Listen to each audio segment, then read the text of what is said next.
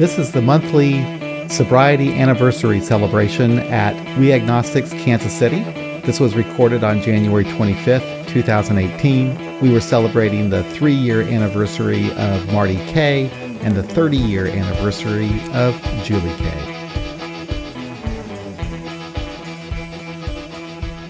Hey guys, let's get started. Nice, quiet moment there. First announcement, we have water available right here. The water's turned off in the building. You can use the toilets, but they don't flush. So fill them up. A country western song.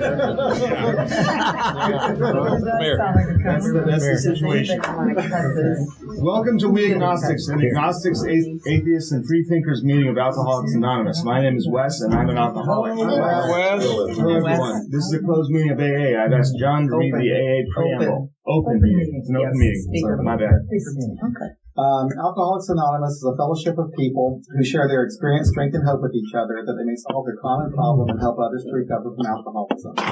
The only requirement for membership is a desire to stop drinking. There are no dues or fees for AA membership. We are self-supporting through our own contributions. AA is not allied with any sect, denomination, politics, organization, or institution. Does not wish to engage in any controversy, neither endorses nor opposes any causes. Our primary purpose is to stay sober and help other alcoholics to achieve sobriety. There you go. Thanks, John. Agnostic AA meetings maintain a tradition of free expression where all are free to express any doubt or disbelief that they may have and to share their own personal form of spiritual experience, their search for it, or their rejection of it. In keeping with AA tradition, we neither endorse nor oppose any form of religion or atheism. Our only wish is to ensure that anyone with a desire to stop drinking may find support in AA without having to accept anyone else's beliefs or to deny his or her own. Is anyone here for their very first AA meeting? Oh my goodness. Would you like to introduce yourself? Yeah. So I'm Irving. I'm an alcoholic. Good to have you here. Welcome. Oh, thank you. Welcome. I'll see you. Is this anyone's first time at this group, or is anyone visiting? Yeah, you've been here before, but you're visiting. I'm visiting. I'm Doris. You moved. Hi, Doris. Doris. Hi, Doris. I'm here from or it's Doris talking. Welcome, Doris. Welcome. Doris from Urbana. We recognize continuous periods of sobriety, and we are celebrating 2 big ones tonight. But first, is anyone celebrating 24 hours? Any number of months? Any number of years other than 3 and 30. Okay, then. Well, guys, I'm so glad we have a big group. This is going to be a fantastic night because we have 2 speakers. We have Marty celebrating 3 years of sobriety and Julie celebrating 30 years. I believe each of them are ready to say some amazing things and blow us away, right? Yes. You got it. Okay. We'll have the child go first here. So, may it please the court, Sean. You don't have to talk right into it. Okay. My name's Marty, and I'm an alcoholic. Hey, Marty. Thank you, Wes, for those kind words, and congratulations to you, too. So, Thank you. Let's see if we apportion the time accordingly. 3 and 30. I'll take about 2 minutes. Anyway, I've done this a few times over the years. Have given a talk at various stages of sobriety. I had about 11 years at one time. I had 5 at one time. I've had a couple of years. So I've been going to AA now for 30-some years. I went to Valley Hope in 1986 when my then wife decided that it was time for me to go. Literally came by my law office and drugged me out, put me in a car, and drove me there. So when I thought that the world could not survive, nor could my law practice possibly survive with me being gone. But somehow it did. But no, I feel this is a real honor tonight to say a few words. I hope they're of some value to somebody. I was thinking today what I might say in my kind of habit of when I talk or whatever. I like to make a few notes, but I thought mainly, I need to be as honest as I can and as to express some gratitude for my sobriety and maybe leave something that somebody might find of value.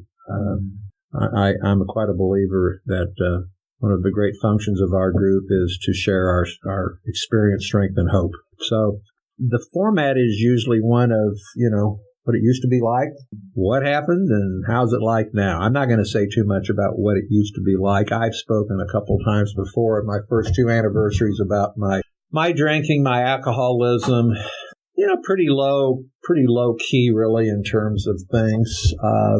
I was mainly a party boy drinker.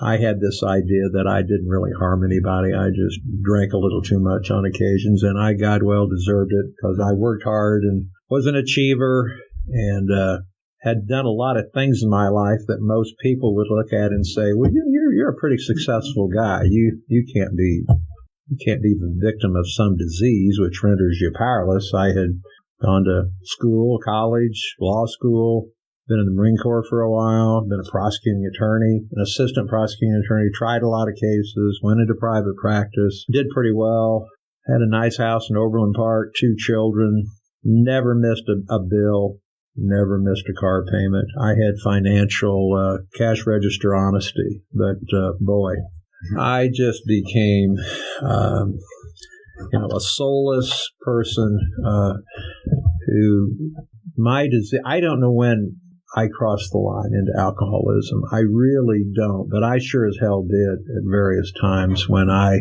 became just ruled by self-centeredness and couldn't quit drinking and was very deceptive. I had a denial system that was very well honed because of the successes I had, the financial, the material things that I for years used that to avoiding help. Until I got so bad, and it was coupled with cocaine use in the 80s, I was just a vast, pit of despair and hopelessness. And but anyway, I've been in AA over the years. I got into it. I struggled with it. What brought me to this particular group, which has really saved my bacon, was this journey for me when I first started in AA. I was I thought a conventional believer. God, I grew up in a Christian home. It was not shoved down my throat, but I got into the program and immediately I started fighting this concept of God because I never had been a strong believer, but I didn't really care enough as long as I was drinking and partying and having a good time in my life and everybody be damned, including my wife and 2 children. I never gave it a thought much about God or anything. So when I got into AA, you did have to, in doing the steps, I had to pay some attention to that concept. And at first, I tried to adopt the conventional meaning of God. I found out pretty soon that didn't work for me. I then got to the point in the AA program, and this was years, in and out, but that God thing was always the hang-up for me. I got to the next step in my journey that it was the God of as we understood him. I thought, well, that's it. That is the key, and I'm going to latch onto that. Well, I still thought, well, it talks about God and him. It's kind of the same God, isn't it? It's just how I personally think of that same God you think of. But that didn't work for me either, because at core, I came to, as the older I got, I was firm in my belief that I did not believe in a theistic God, a supernatural being that had a personal relationship with me, that guided my behavior, that I could preach to and have I didn't believe that. I tried, I didn't believe. So the next part of my journey was this last time I came into the program 3 years ago after a particularly bad evening of drinking, which I passed out, a car about ran over me, all kinds. The door smashed my face, broke my teeth. Got into AA again. I'm not going to say that was some compelling moment. Oh, this is it. You've got to get sober. But yeah, I got to get to AA and quit drinking. Mm-hmm. But this time, I've stayed sober 3 years, and I feel much better in this sobriety that I feel. And it's mainly because I'm more comfortable with my belief system. And when I found this group, after about 30 days of sobriety, it's really made all the difference in the world. Because in this group, I finally got to the point where I was able to look at all the steps of the 12-step program, which I feel like I was raised in that 12-step program. So it became important to me, whether it was ritual or dogma or what, I don't know.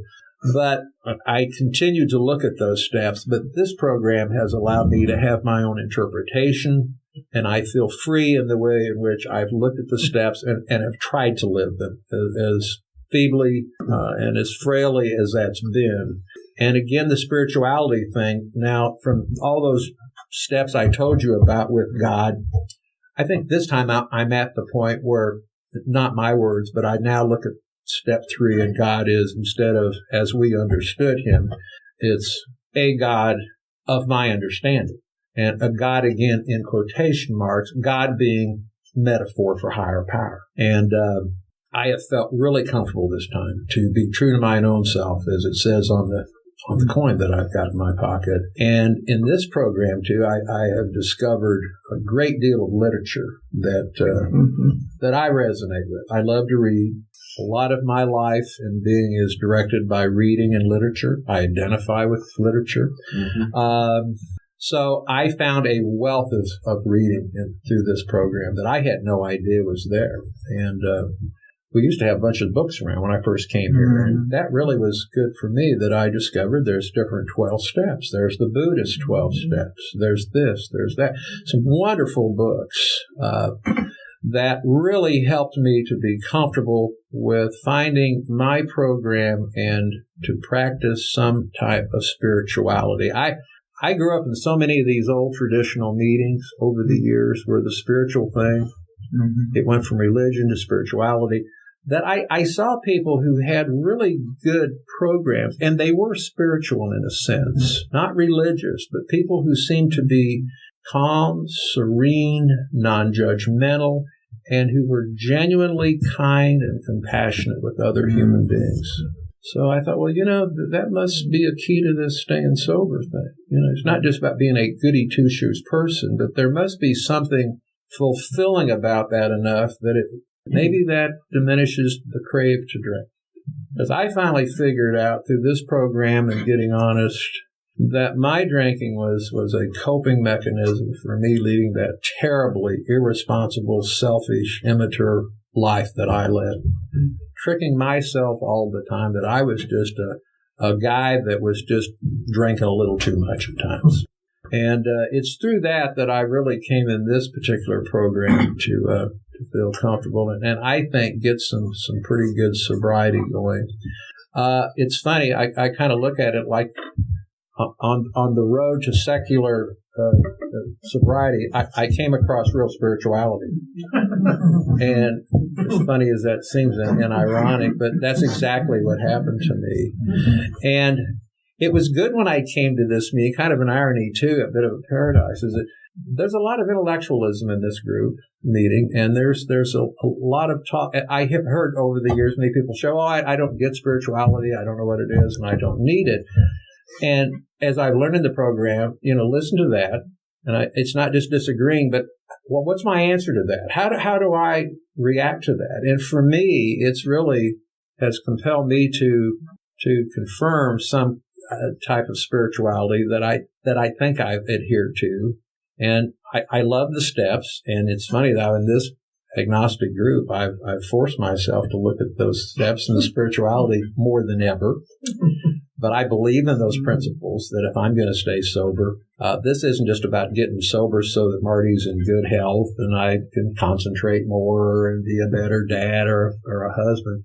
I've got to be happy with me. The reason I drank, I know, was I was not happy with Marty. I despised him. And I didn't have the guts or the courage or the means to break that habit of drinking and just continually relying upon alcohol to furnish what I thought was what I needed. So I have come to and I try to hone down my spiritual beliefs because I'm a bit afraid that, I sound like I've gone from being an atheist to some kind of a holy person. And I'm not, and that would not the case at all. But I definitely believe there's a real need for me to have some spiritual practice, which is, to me, at the core of it is, what kind of integrity and honesty and compassion do I have in my dealings with other human beings in my life, and in particular, those people who are the closest to me? That's it. That's just as spiritual as I can get. And it's just, unconditional love, which is so difficult.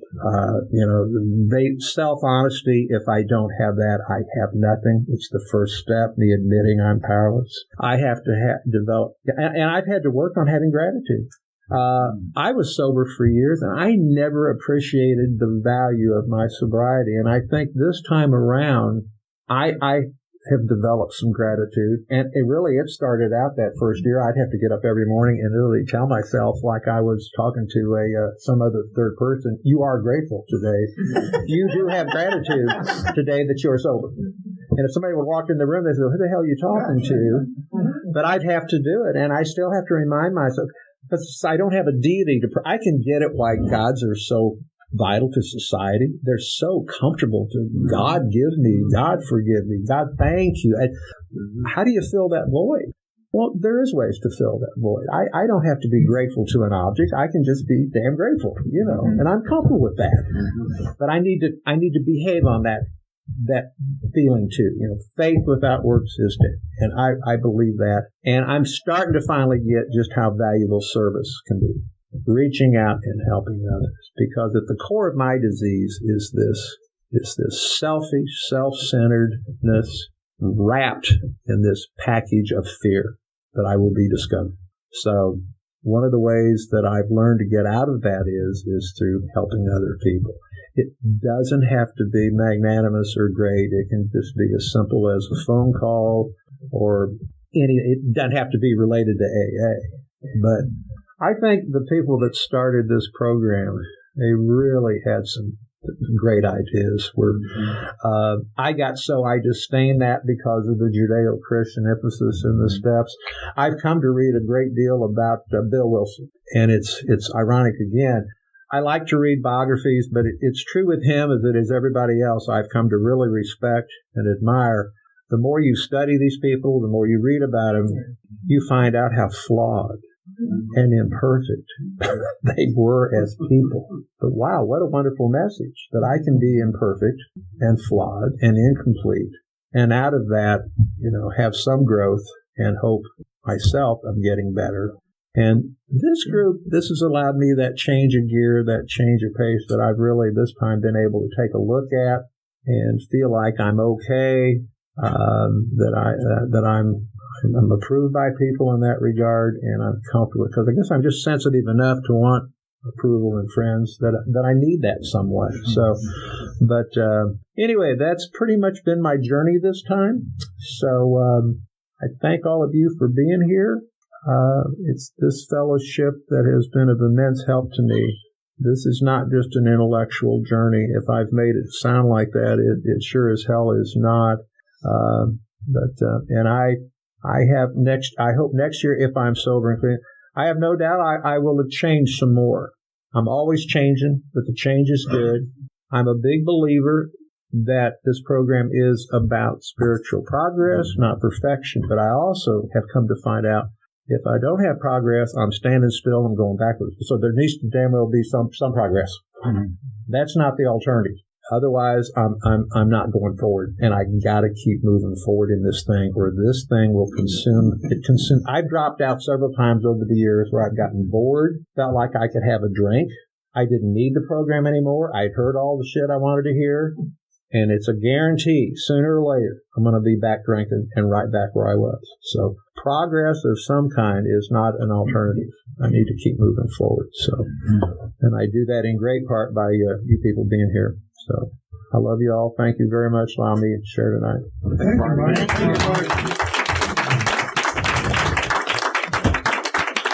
Wow.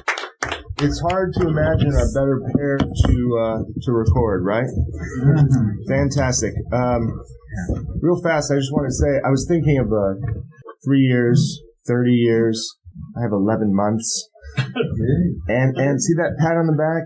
What I was going to say is this group does not have any sort of structural hierarchy built into it. I have been to groups where you're not allowed to lead unless you have a certain amount of time, and those with 30 years look down upon everyone. But we don't. But we don't have that here. So we shall continue with Julie. And one more thing, she mentioned that 30 for her, for some reason, is extremely special. I said, "What about 20? What about 10?" But 30, take it away. Thank you. My name is Julie. I'm an alcoholic. First of all, as a matter of business, why don't you, I brought that cookie, cut it up and put it on napkins and eat it. I know you guys like to do that. 2074 pieces.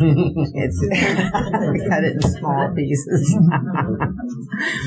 I'm also grateful that this is an open meeting so that I could bring my spouse Anita.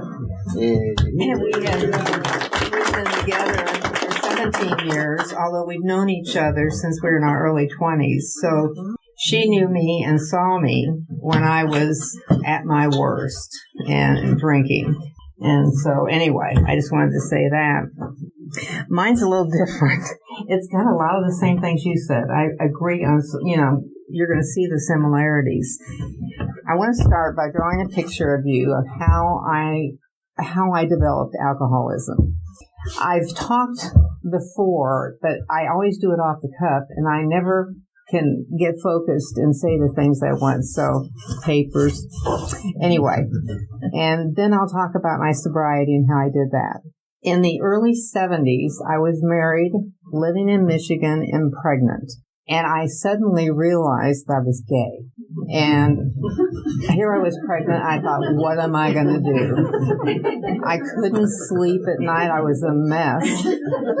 And so my obstetrician said, well, you can't take sleeping medicine, but have 1 or 2 drinks every night. That began my process of using alcohol to cope. Can you believe it? Then by 1975, I divorced my husband. I brought my son. I had a son. Brought him with me back to Kansas City. I grew up here. I was raised Catholic. My father was a dentist, so we had a really comfortable life. And I married a doctor, and I had a comfortable life with him. But then when I came back to Kansas City, I was raising my son alone with no help, no emotional help or no emotional comfort or help from my family. And so that was really difficult. And I had a lot of guilt for leaving my husband, and I had a lot of internalized homophobia.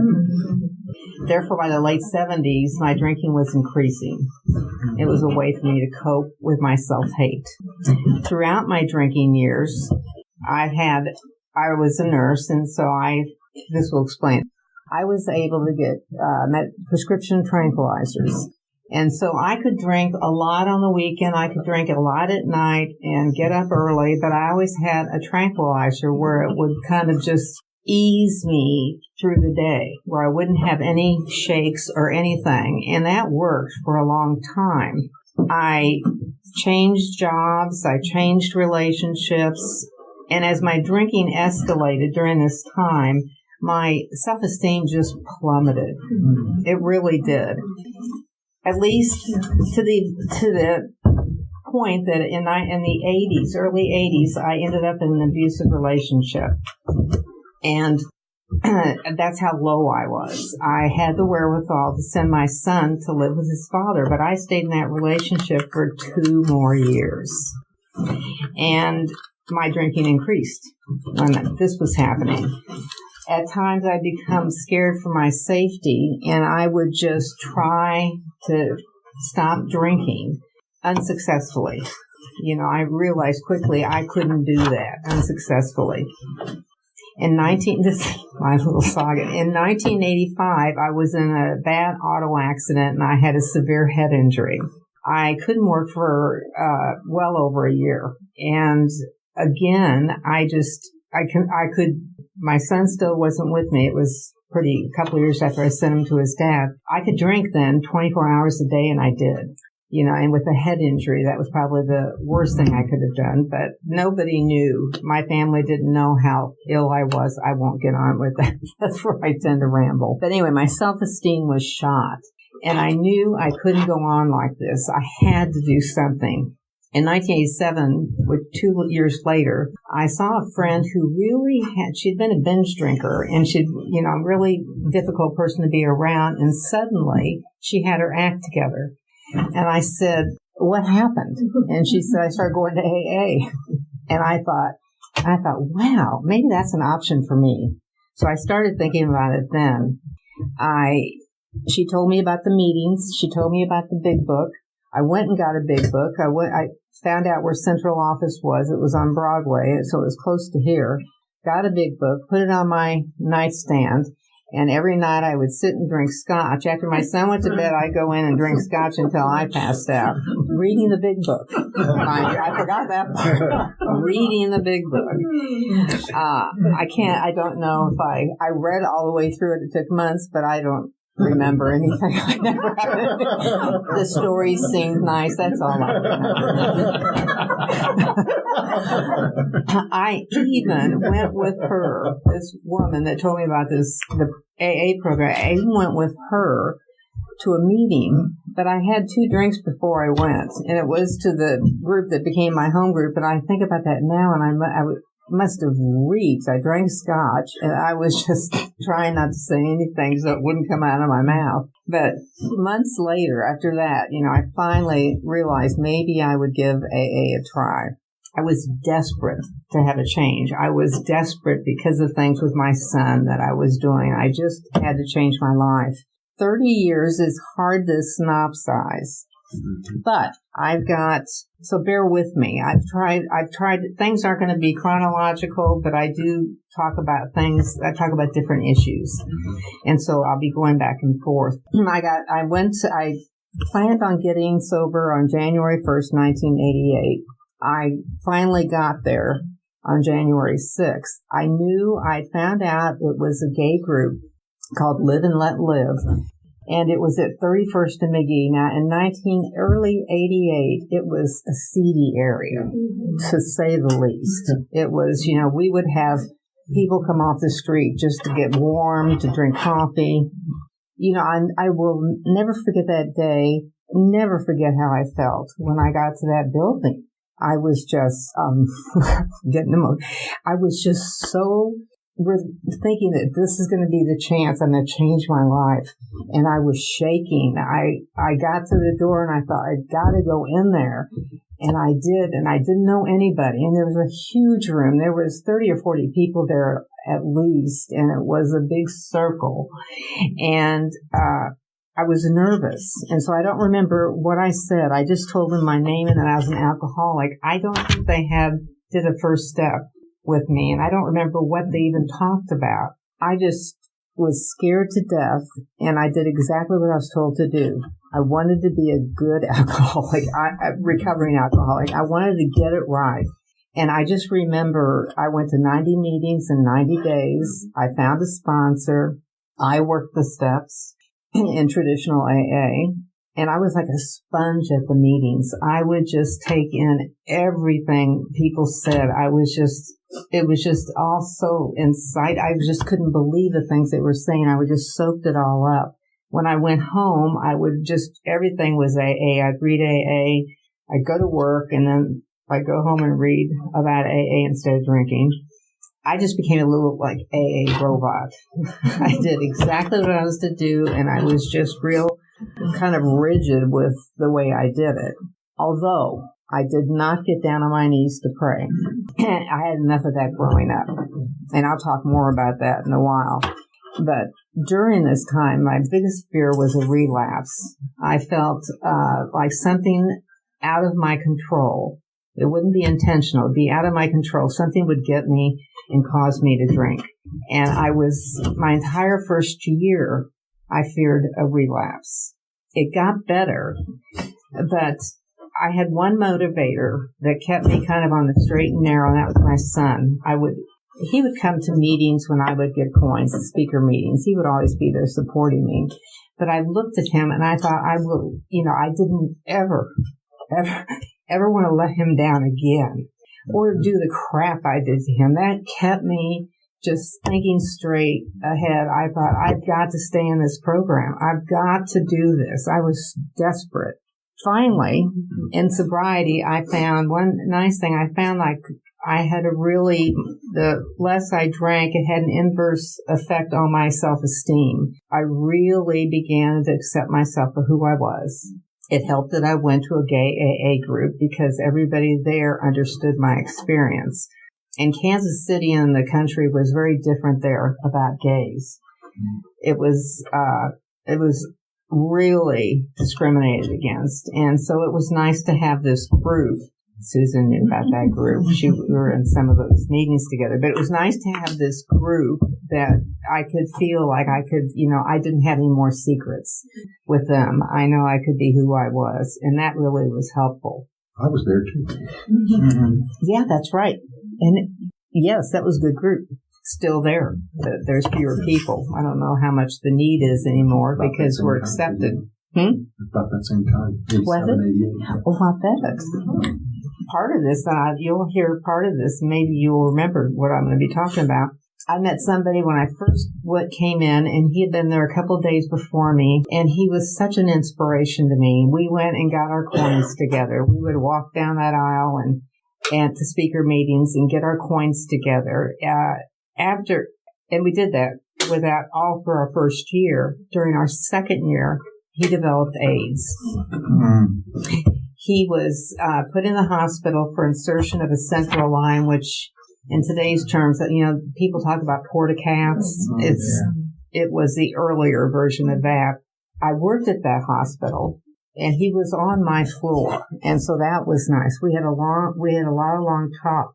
It became apparent he developed one complication after another from that central line insertion. It was hard to believe and watch. But we would sit and talk for a long time about life, about AA, about our programs, because we were both so new and we were both so into it, and together we just fed off each other. And we talked about his death. And he often talked, but the reason I'm bringing him up, he often talked about how grateful he was that even if it was just about a year and a half, that he had the AA program because it helped him embrace his dying. And he honestly was and he one thing he wanted was to turn 40, and he didn't make it, but that's how young he was. And it was really sad. And after that point in time, for our 2-year birthday, he wasn't there. And, I also wasn't going to meetings much, and I'll tell you why. And so I would go to Live and Let Live right around my birthday and pick up a coin, or I'd go to Unity and do the same thing. And then I thought, these people are being so nice. They're giving me these coins, and I'm just going for a meeting to pick it up. And I thought, I can't do this. So I found a place online where I could design and create my own. I did. It was, this is 1990. I'm there, and I'm ordering these coins, and I'm doing them 5 years. That's why when you said 10-year coin, that was probably ones I had sent to myself. We didn't celebrate, it wasn't the same thing. Hello. So that really kind of helped me at least celebrate for myself when I wasn't going to meetings. Some difficulties I've had with AA, these started at the very beginning. The religiosity was real difficult for me. My first year, I immediately told them when I came in, I said, I don't believe in God. And they said, fine. You just use the group as your higher power. Fine.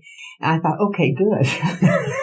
And I sailed through, and I was doing that, and I was doing the steps and everything, and I was ignoring the God word in there. I was just ignoring it. But it worked for the first year, but then I started getting pressure from the people that I had to find God now. I couldn't do it. I had to stay sober, to have any kind of sobriety, I needed to find God. I even went back to the Catholic Church And that was, and trying to find this God, I left there shortly thereafter I was there. I was there maybe a month. And their teachings about divorce and then gays, I thought, boy, I fit both of those by. That was a mutual goodbye. Another difficulty that I had with it at that time is after I quit smoking after my first year. And all the meetings back then, Tom, you'll remember, were smoking meetings. And they were in rooms, and everybody who came to AA that was a smoker became a chain smoker when they quit drinking. Mm-hmm.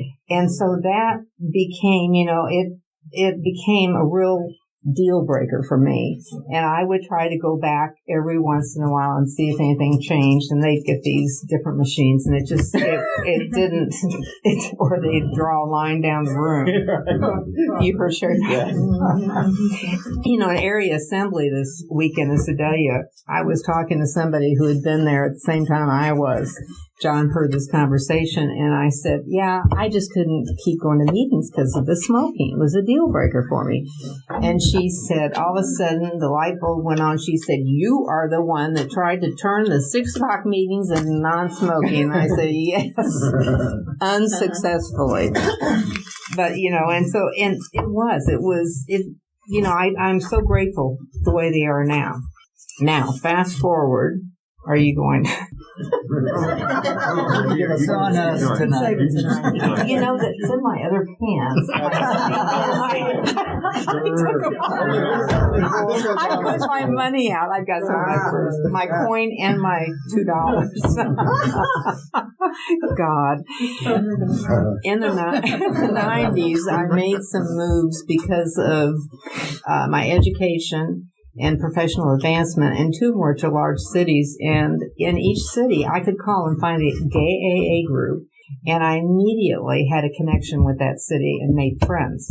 And I would start going there, and it would always come to the same point. They would say, why aren't you using God in your program? And I would finally just stop going so much. But I also, at that time, I was, I read daily meditation books, none of the AA approved ones, but all about the women and about, divorce, whatever.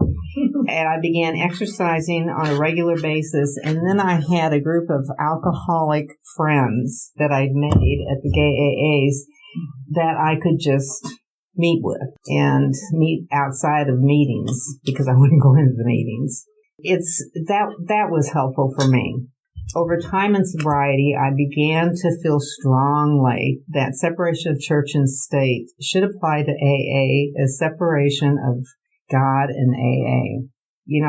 I can't see why that doesn't occur. And my discomfort over this God thing just kept me from going to meetings. And there was always something missing as a result. 4 years ago, a friend called me and she said, Julie, so-and-so is she's in detox. She's pretty bad. She'll be in Shawnee Mission for about a week or 10 days. And will you sponsor her? I said, well, she'll have to ask me.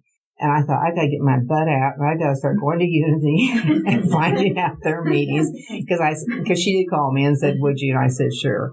And so I did. I wanted to introduce her to Unity. But it was difficult. She really relied on God heavily for her program, for the steps, for everything, and to get sober. And this was another thing that helped me really cement and realize that AA, the program, it was important for me, not God, to be accountable for my own sobriety. Mm-hmm. I have had benefits from sobriety in general. First, I was able to rebuild my relationships with my son, my parents, and my siblings. I was able to attend school, and after several years, I got my PhD in nursing, which had always been a dream of mine. I was able to be with my parents during their aging and their deaths, and to do that sober is pretty special. And I have a long-term relationship of 17 years, and I couldn't have done any of those things had I not been sober. And I recognize that. about 3 years ago, I came here to this church. I was urged by Anita, and she said, this is the place they don't have any dogma, no doctrine. I said, oh, really? I thought, well, maybe I'll go. And I opened up their bulletin, and inside it said, We Agnostics AA meetings, Tuesdays and Thursdays, and it was like, I was immediately thrilled. I was going like this to Anita, during the service. I was so excited when I read that. It just spoke to me. It resonated with me. And I didn't even know for sure what it was going to be. It just seemed the agnostics part really spoke to me. And, I was there. I came to the very next meeting, and that's when I considered I found my home group from the time I walked in these rooms, and I don't know if it's probably this room, in fact.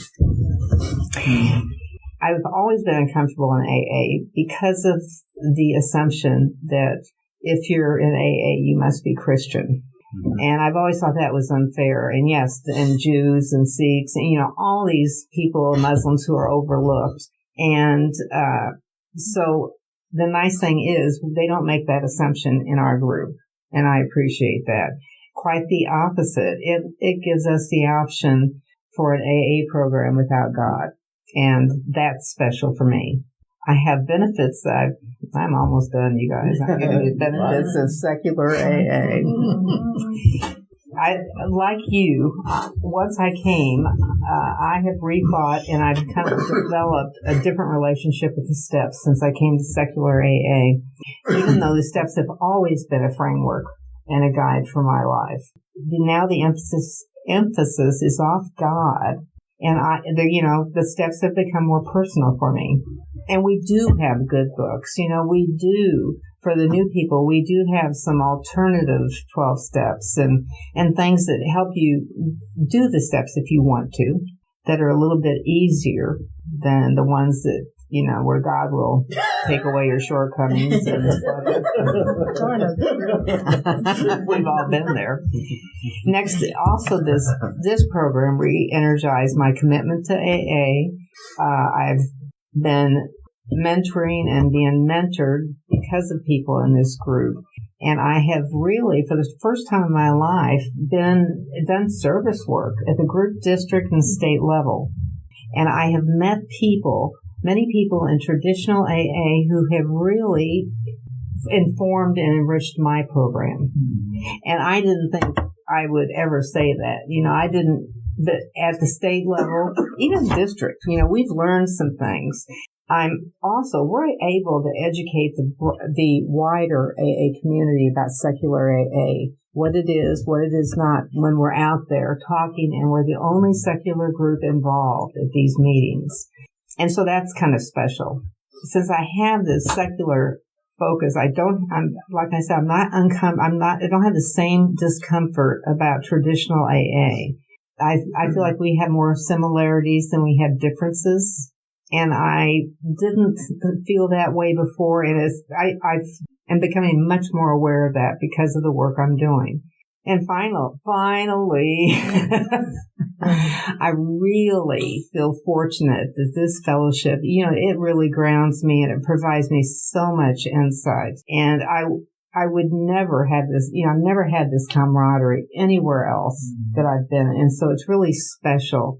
And really for that, I am truly grateful. Yeah. And that's it.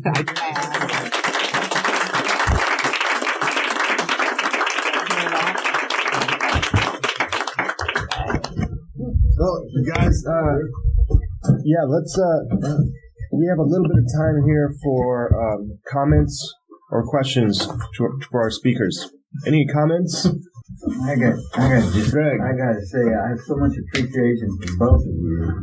I do remember when you started back, and I've been in and out. The last time I came in, I was in pretty bad shape, and I sat next to you. And we both shared that we had some severe medical situations in our families that we were going through. And it just really helped me bond in spite of my not being too stable at the time. I wasn't drunk. I'd been through treatment. I'd been through detox, but long time getting back on my feet. So I just remember, I will always remember coming back. And it was one of many times I came back, or several anyway, and that was the one, and I really always felt close to you for that. Thank you. Sweet. Thank you, Greg. Thanks, Greg. My name's Major. I'm an alcoholic. Hey, Major.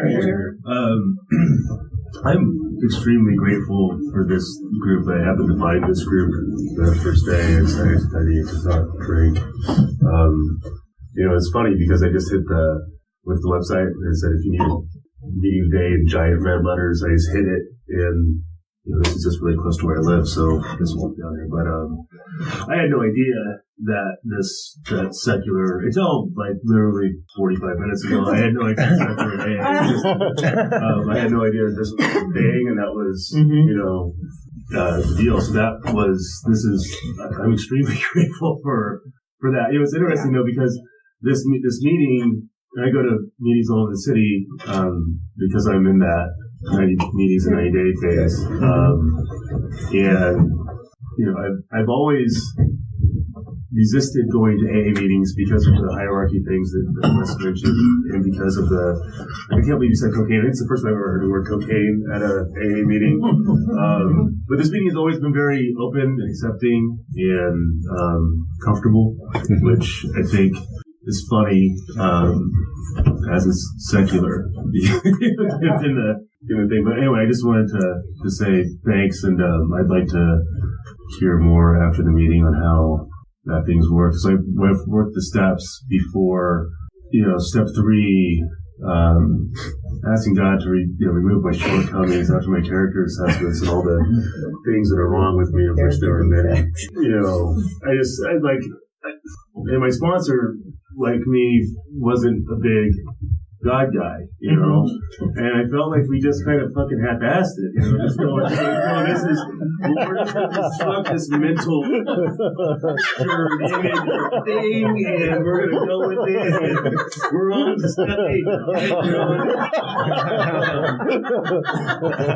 Making your list of, we know, huh? Yeah. So this has kind of been a little bit of a revelation, and I'm worried about next week because I've got a trip coming up, and it's the first time that I'm going to be gone somewhere. I'm going to be with a lot of old business, partners that, every time we get together has always been a party thing, and I don't know if I should tell them I'm trying a recovery thing. It's just I've just had a lot of anxiety over the whole situation. I'm kind of a creature of habit, and I've enjoyed the past 23 days of getting up, going to work, going to a meeting, going to work, coming home, going to a meeting, going to bed.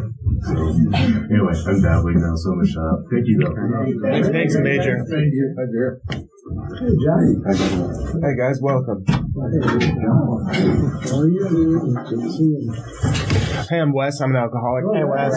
I'd like to second what Major said about the sort of the qualities of the group. I found this group totally by accident. Totally by accident. I looked online just for a meeting. It said We Agnostics, but I figured it was titled that just in reference to the chapter to the agnostic. I didn't realize it was actually agnostic. And I came and discovered it was agnostic. I was like, that's a great fit. So I didn't have to do any more searching. I just walked in here drunk and it worked. And Greg gave me a big hug, and from that moment, until now, it's just been pure. What a group. Nobody is better than anyone else. Like I said earlier, there's no distinct hierarchy to the group, and we, I guess, preach tolerance, right? Just tolerance. Yeah. And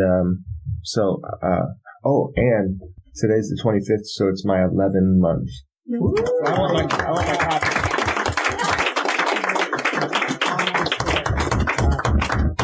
I feel so small next to you guys. Any more comments, Yeah. John? I'm John. I'm an alcoholic. Hey, John.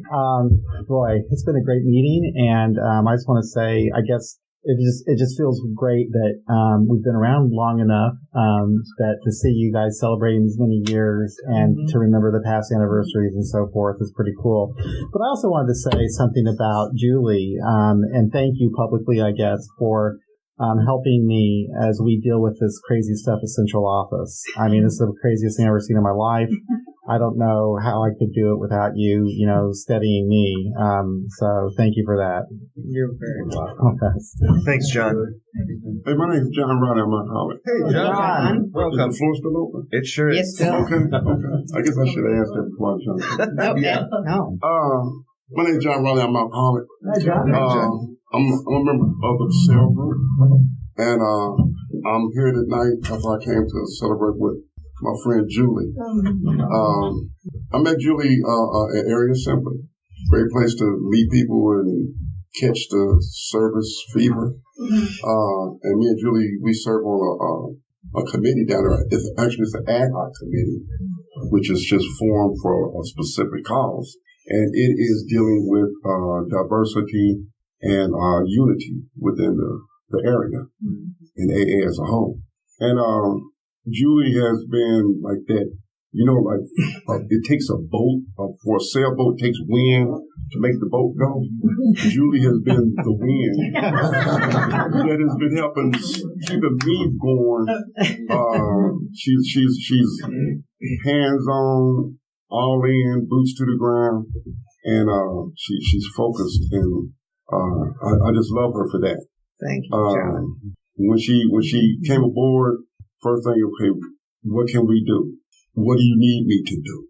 And this is the first time I ever chaired anything, anywhere. So it's like, I really don't know, but together we're going to figure it out. We got one thing to do.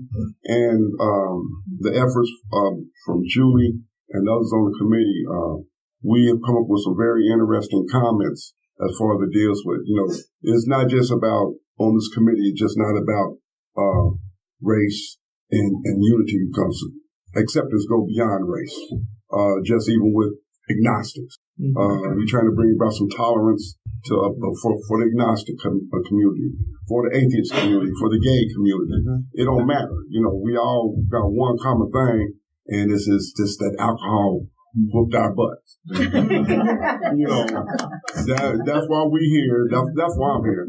I'm here because John Barleycorn took me in the corner and wore me out. And I don't want to box with John Barleycorn no more. Really, I don't. Him and his other friends. I fought with his friends too. But I'm so glad that I landed in AA, because had I had not landed in AA, I would still be one of those persons that run around on my own idea, my own little closed mind on a whole lot. My eyes have been opened up, become more tolerant, acceptable to people who's not like me. And it's okay today, especially when it deals with trying to share your experience, strength, and hope with somebody else, because that's what it's all about. We just tell people, hey, man, John Barleycorn had his way with me, and this is what I'm doing, so I won't climb back in the ring with him. And one day at a time, Julie, how many years, Julie? 30 years, see there. And someone else celebrated also. Who else was on first? Marty. 3 years. Congratulations. Thank you. Congratulations. Yeah. My sobriety birthday is February 20th of 2009. So, almost 9 years in, and I'm still scared to death of alcohol. As much as I love it, I am scared to death of it. Because that very next bright idea could have me on my back, looking up, with the ref counting, you're out. Thanks for letting me share. Thank you, John. Thank you, John. My name is Al B. I'm the Great Recovery Alcoholic. I'm from the cell group also, and that's my sponsee. I'm so proud of him. Oh, all right. And we're here to support a recovering alcoholic, and that's what we do. I too got out of the ring with the heavyweight champion, October 24th, 1997. I'm truly grateful, and I'm grateful for anyone who put their gloves away. A guy asked me, how can you win the fight? I said, don't put the gloves on. And I haven't put the gloves on ever since, and I'm so grateful for being an Alcoholics Anonymous. I too, he knocked me out every time, so I'm tired of getting knocked out. Yeah. And I love you all, and I'm glad to be here. With that, I pass. Thank you. Greg. I'm Greg. I'm an alcoholic. Hi, Greg. And just announcements for those of you who are not on our contact sheet and want to be, if you're going out of town, for example, see me after the meeting. You can have a contact sheet, and I'll put you on it and email it around this time. We also have AA movie night coming up, February 16th in this room. Bill W., the documentary. In this room? In this room. For this big, we may squat in the bigger room. And then our next one after that is 28 Days with Sandra Bullock. That's a good one. Love that one. And Steve Buscemi. Anyway, February 16th here. Suggested donation $5. Excellent, guys. Well, it has been wonderful. Let's give them another round of applause.